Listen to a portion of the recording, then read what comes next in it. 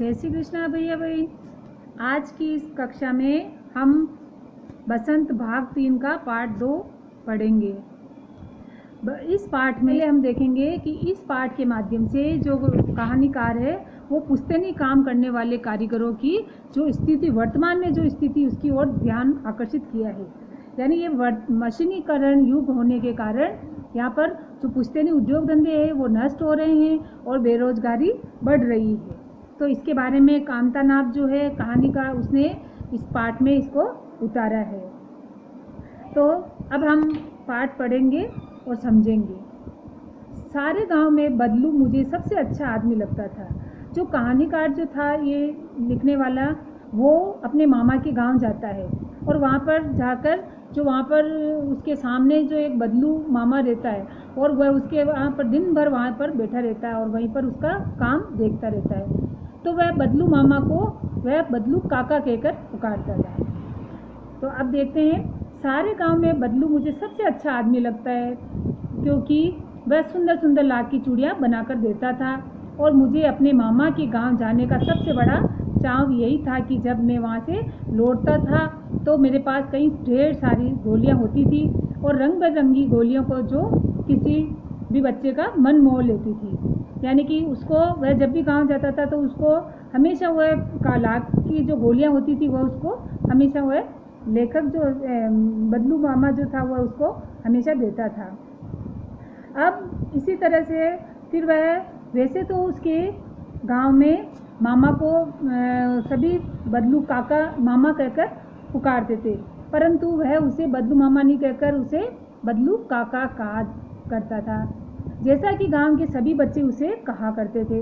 बदलू का मकान कुछ ऊंचे पर बना हुआ था, यानी कि उसका मकान जो था कहीं ऊंचे टीले पर या कहीं बना हुआ था और मकान के सामने एक बड़ा सहन था। सहन मतलब सामने एक चबूतरा था बड़ा, तो यह बड़ा खुला वहाँ पर था, तो जिसमें एक पुराना वृक्ष लगा हुआ था। वहाँ पर एक नीम का पेड़ लगा हुआ था और उस नीम के पेड़ के नीचे बदलू अपना काम किया करता था। यानी वह जो लाख की चूड़ियाँ बनाता था वह वहाँ पर काम करता था। बगल में ही भट्टी दहकती रहती थी और वह लाख पिघलाया करता था। तो इस यहाँ देखिए, ये यहाँ पर भट्टी लगा रखी है और उस पर वह लाख को पिघलाता था और पास में उसके हुक्का पड़ा है और ये बेलनाकार जो है इसमें वह उसको चूड़ियों को उसमें आकार या शेप देता था और उसके सामने एक लकड़ी की चौखट पड़ी रहती थी जिस पर वह लाख को मुलायम होने पर वह उसे सलाखों के समान पतले करके उसे चूड़ी का आकार दे देता था उसमें। और पास में 4-6 विभिन्न आकार की बेलनाकार मुंगेरियाँ रखी रहती थी जो आगे से कुछ पतली और पीछे से मोटी होती थी। जो वो बेलनाकार, उसमें वो आकार के हिसाब से चूड़ियों को उसमें आकार देता था। लकड़ी की चूड़ी का आकार देकर वह उन्हें मुंगेरियों पर चढ़ाकर गोल और चिकना बनाता और तब तक वह एक एक करके पूरे चूड़ियाँ बनाकर उसके बनाने के बाद में उस पर रंग करता था। बदलू ये कार्य सदा ही एक मचिए पर बैठकर करता था, यानी कि एक बैठने का उसका एक मचिए जैसा था छोटा सा, तो उस पर वह बैठकर ये काम करता था जो बहुत ही पुराना था। बगल में उसके हुक्का रखा हुआ था, यानी वो बीच बीच में वह हुक्का पीता था। गांव में दोपहर का समय अधिकतर बदलू के यहाँ पर ही उसका बीतता था और वह उसे लल्ला कहा करते थे। जो कहानीकार था उसको वह लल्ला कहता था और उसके पूछते ही वो जो बदलू मामा था वह उसे एक मचिया मंगा देता था और वह वहाँ पर घंटों बैठकर उसको चूड़ियाँ बनाते हुए देखता था। तो रोज़ ही वह 4-6 जोड़ी चूड़ियाँ बनाता और पूरा जोड़ा बनाने पर वह बेलन पर चढ़ा देता था और उसको वह चुपचाप देखता था, मानो उसको ऐसा लगता था जैसे वो चूड़ियाँ कोई नव वधू को कलाई में पहना रखी हो। यानी कोई नई दुल्हन जब चूड़ियाँ पहनती है तो उन चूड़ियों को ऐसा लगता था जैसे कोई चूड़ियाँ पहन रखी है। तो बदलू मनिहार था। मनिहार मतलब चूड़ी बेचने वाला या बनाने वाला। तो चूड़ियाँ बनाना उसका पैतृक पेशा था, यानी पुश्तैनी पेशा था। वास्तव में बहुत ही सुंदर चूड़ियाँ बनाता था। उसकी कलाई पर चूड़ियों की खपत भी बहुत होती थी और गांव की स्त्रियाँ उसकी बनाई हुई चूड़ियाँ ही पहनती थी और आसपास के गांव के लोग भी उस चूड़ियों को ही ले जाते थे, परंतु कभी भी चूड़ियों के बदले वह पैसे नहीं लेता था। जो बदलू काका था वह चूड़ियों के बदले कभी पैसे नहीं लेता था। वह सिर्फ वहाँ पर जब भी किसी की शादी होती तो वधू की, तब वो सारी कसर निकाल लेता था। यानी उसका अभी तक वस्तु विनिमय का जो तरीका था और लोग अनाज के बदले उससे चूड़ियाँ ले जाते थे, यानी जो वस्तु विनिमय मतलब कोई वस्तु के बदले में वस्तु देना, तो वहाँ पे अनाज देकर उससे चूड़ियाँ ले जाते थे।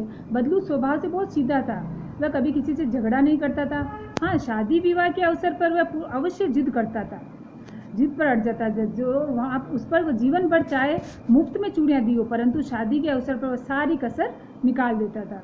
आखिर सुहाग के जोड़े का महत्व कुछ और होता है।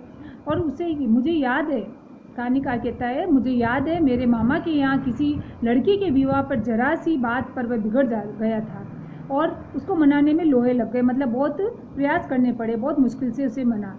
और विवाह के इसी जोड़े का मूल्य इतना बढ़ जाता है कि उसके लिए उसकी घरवाली के सारे वस्त्र मिलते, ढेरों अनाज मिलता और उसकी पगड़ी भी मिलती है, साथ में उसको रुपया भी मिलता। मतलब वह जो विवाह के अवसर पर सारी चूड़ियों का बदले में उसे पैसे और सब कुछ लेता था। यदि संसार में बदलू को किसी बात से चिढ़ थी तो वह थी सिर्फ कांच की चूड़ियों से। वह उसको बहुत चिढ़ होती थी। यदि किसी भी स्त्री के हाथ में कांच की चूड़ियाँ देखता तो वह मन ही मन में बहुत कूदता, मतलब मन ही मन में बहुत बड़बड़ाता था और गुस्सा करता था कि कभी कभी 2-4 बातें भी वह सुना देता था। और मुझसे तो कई घंटों बातें करता था। जो वह लल्ला जो था उससे वो कई घंटों बातें करता था, उसकी पढ़ाई के बारे में पूछता, कभी उसके घर के बारे में पूछता, कभी शहर के जीवन के बारे में। तो वह उसे यही कहता था कि शहर में सब कांच की चूड़ियाँ पहनते हैं। तो वह उत्तर देता है, शहर की बात और है लल्ला, वहाँ तो सभी कुछ होता है और वहाँ तो औरतें अपने मर्द का हाथ पकड़कर चलती है और सड़कों पे घूमती है और उनकी कलाइयाँ जो होती है वो बहुत नाजुक होती है। लाख की चूड़ियाँ पहनने से तो उनमें मोच आ जाती है। ये देखिए लल्ला ऐसे बैठकर बदलू काका से बातें करता था। तो वह कहता है कि ना लाख की चूड़ियाँ शहर की स्त्रियाँ नहीं पहन सकती है, उनके हाथों में मोच आ जाती है, इसलिए वो कांच की चूड़ियाँ ही पहनती है। कभी कभी बदलू मेरी अच्छी खासी खातिर भी करता है कि बदलू जो मामा था वह उस लल्ला की बहुत अच्छी खातिर करता था। उसके घर पे गाय का दूध होता है तो वह सदैव मलाई बचाकर उसके लिए रखता, और आम की फसल होती तो वह उसको हमेशा आम खिलाता था। तो रोज़ उसको वहाँ पर 2-4 आम खिला देता था। परंतु इन सब बातों के अतिरिक्त जिस कारण वह मुझे अच्छा लगता था वह ये था कि वह उसके लिए 1-2 गोलियाँ बनाकर उसको देता था। हर गर्मी की छुट्टियों में मामा के यहाँ पर वो लल्ला चला जाता था। 1-8 दिन वहाँ घूमकर रहकर और स्कूल खुलने तक समय पर वापस आ जाता था। परंतु 2-3 दिन बाद ही वह मामा के यहाँ गया और होऊंगा। तभी मेरे पिताजी भी एक शहर में, अब उसकी क्या हुआ, जब वो 2-3 दिन के लिए गया उसी समय उसके थोड़े दिन बाद उसके पिताजी की बदली हो गई, मतलब स्थानांतरण हो गया। एक लंबी अवधि तक वे अपने मामा के गांव न जा सका। अब वो 8-10 वर्षों तक वहाँ पे मामा के गांव नहीं गया। तो बदलू काका जो थे वो बुजुर्ग हो गए और जो लल्ला जो था कहानीकार वह बड़ा हो गया। अब लाख की चूड़ियों में उसको रुचि नहीं रही, क्योंकि इतने सालों तक वह गांव नहीं गया तो उसे रुचि नहीं रही।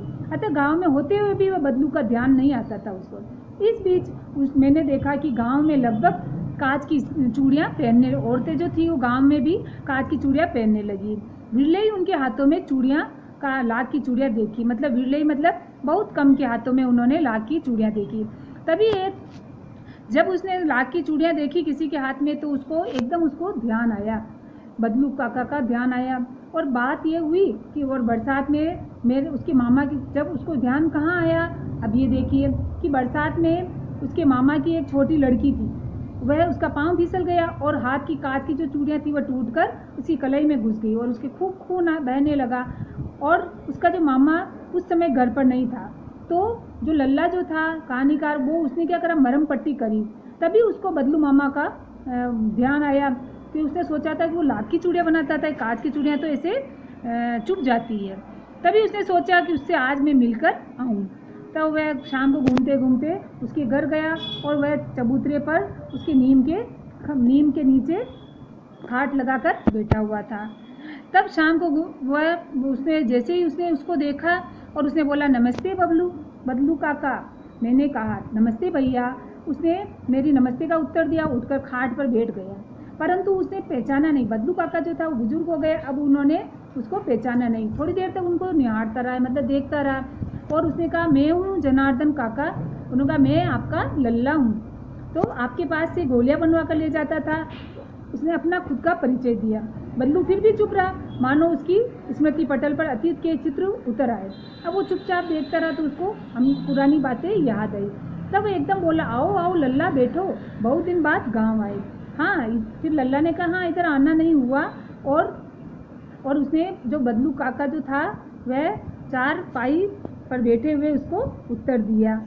कुछ देर वह शांति से रहा, फिर इधर उधर दृष्टि दौड़ाई। न तो उसे कुछ उसको मछियाँ नजर आई, न ही वहाँ पर कोई भट्टी नजर आई। अब उसने एकदम उसको पूछा, आजकल काम नहीं करते काका? तो काका ने कहा, नहीं लल्ला, काम तो कई सालों से बंद हो गया। मेरी बनाई हुई चूड़ियाँ को कौन पूछे? अब वो अपनी मन की व्यथा बता रहे हैं। मशीनी युग में, आज के मशीनी युग में वो अपनी मन की जो दर्द है, वो व्यथा है, वो बता रहे हैं कि गांव में आजकल कांच का प्रचार हो गया है। कुछ देर तो वह चुप रहा, फिर बोला कि आजकल मशीनी युग है, ये है ना लल्ला, तो आजकल सब मशीन से काम होता है, खेत भी मशीन से जोते जाते हैं। फिर कांच की सुंदर चूड़ियाँ, ऐसी चूड़ियाँ सुंदरता लाख की चूड़ियों में कहाँ होती है, लेकिन कांच बड़ा खतरनाक होता है, वो जल्दी टूट जाता है। अब लल्ला ने ये बात कही तो नाजुक तो फिर होता ही है लल्ला। कहते कहते उसको खांसी आ गई, मतलब उसको बहुत दुख हो रहा था कि आज के इस समय में चूड़ियों की महत्ता खत्म हो गई लाख की। थोड़ी देर में खांसता रहा तो उसे लगा कहीं इसे दमा तो नहीं है। तो इस अवस्था में उसका शरीर ढीला हो चुका और हाथ माथे पर भी नसें नजर आ रही थी। तो उस लल्ला को देखकर उसने, जब बदलू काका ने उसको ऐसा देखा तो बदलू काका भाप गया और बोला, मुझे दमा नहीं है, फसली खांसी है, मतलब मुझे मौसमी खांसी है और ये 2 महीने से आ रही है, 15 दिन में ठीक हो जाएगी, तुम चिंता मत करो।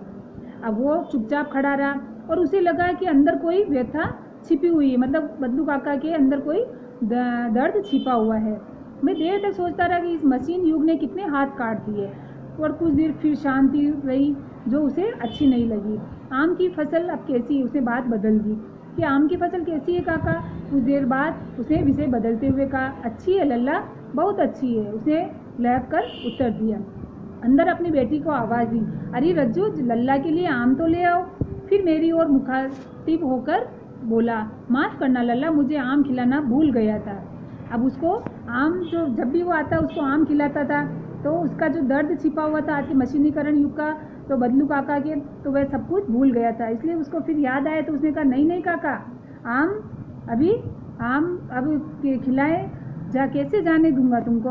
अब उस काका ने कहा कि तुमको मैं बिना आम खाए कैसे जाने दूंगा। अब वह चुप हो गया और उसे वो दिन याद आए जब वह उसको मलाई रखकर बचा कर रखता था। तो उसने एकदम, लल्ला ने उसको पूछा, गाय तो अच्छी है ना काका? अब उसको याद आया ये बात, तो गाय कहाँ है लल्ला? 2 साल हुए बेच दी, कहाँ से खिलाता? इतने में रज्जो, अब उसको यूँ लगा कि जब अब मशीनीकरण युग आ गया, अब कोई पैसे आमदनी का नहीं रहा, तो अब वो वहाँ पर गाय का खर्चा भी कैसे उठाता।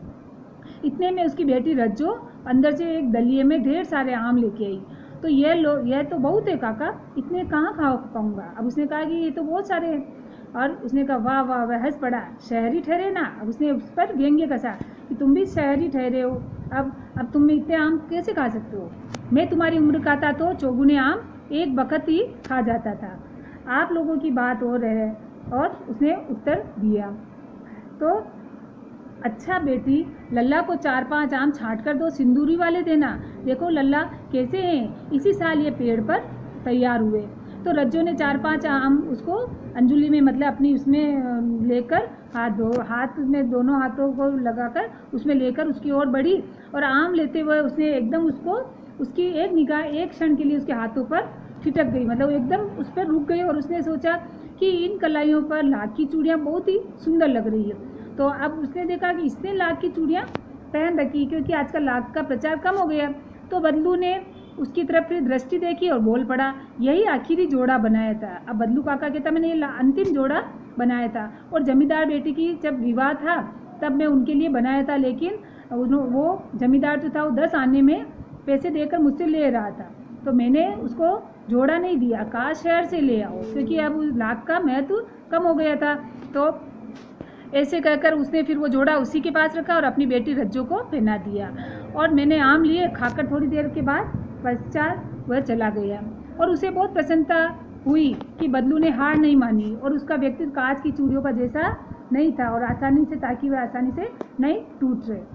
तो इस तरह से फिर वह कांच की चूड़ियों पर उसको देखा जैसे ही, और उसको विश्वास था कि बदलू काका जो था वह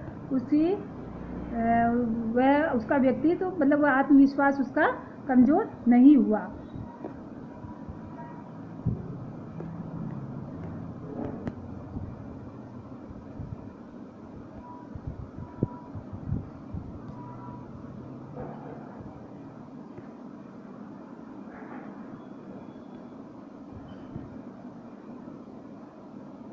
विश्वास कमज़ोर नहीं हुआ। बदलू काका के आत्मविश्वास को देखकर उसको ऐसा लगा कि आज के इस मशीनीकरण युग में भी उसने अपना आत्मविश्वास नहीं खोया और वह लाख की चूड़ियों को अभी भी महत्व देता है। लेकिन कामतानाब इस पाठ के माध्यम से बच्चों यह बताना चाहते हैं कि मशीनीकरण युग आने के कारण आजकल जो पुश्तैनी धंधे थे, कारीगरी थी, वो सब खत्म हो गई है।